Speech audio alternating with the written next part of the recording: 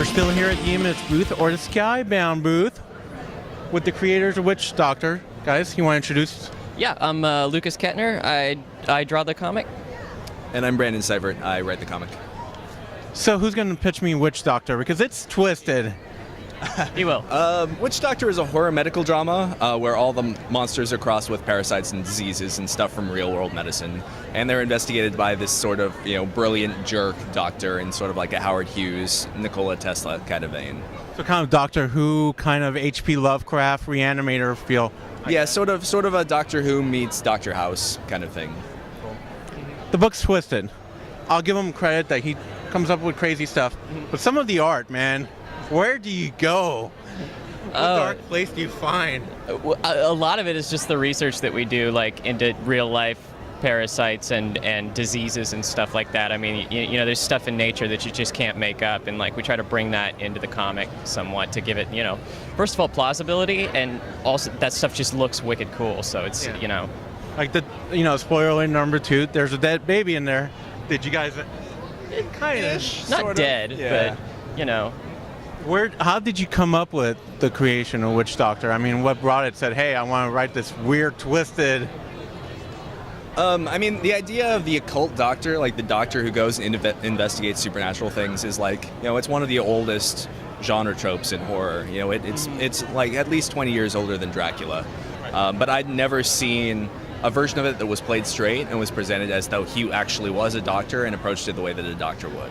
So that was sort of the starting point. And then having him be like a snarky jerk, I've always liked the guy who insults you while he's helping you. Like, I really like that idea in fiction. So there was just a bunch of like aspects of this that kind of came along sooner or later and slotted themselves together to assemble this thing. Right on. There anything that you've drawn yet that's just creeped you out and gone like, no, I can't do this. This is too disturbing. it's like on every page. Yeah, it's just I have nightmares. Like, I'm just thankful that I had that. The way he writes it, I get so many cool things to draw, and like that's what keeps me interested in the book. That's what keeps it fun. Every writer should play to the artists that they are working with, because when you have fun stuff to draw, it's you draw it better. Right.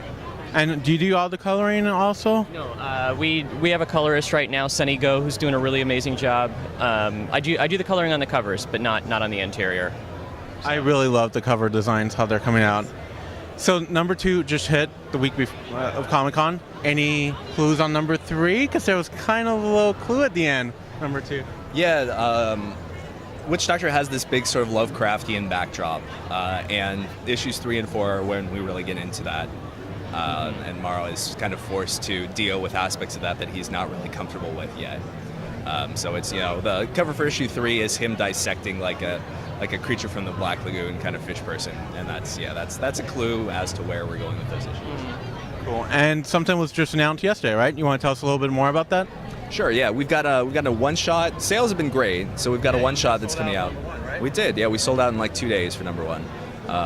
So we've got a one-shot that's coming out in December. It's called Witch Doctor: The Resuscitation, and it's sort of like this, the kidney theft urban legend thing, except with a twist.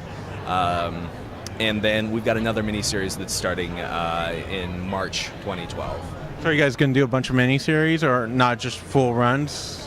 Yeah, the intention is to do miniseries. I mean, we're both brand new at this. Neither of us can actually support an ongoing monthly book right now. It would kill us, and it would not actually come out on time. And we appreciate that. Yes. I mean, we appreciate comics that actually come out when they're supposed to come out. Yeah. So we don't want to inflict that on other people.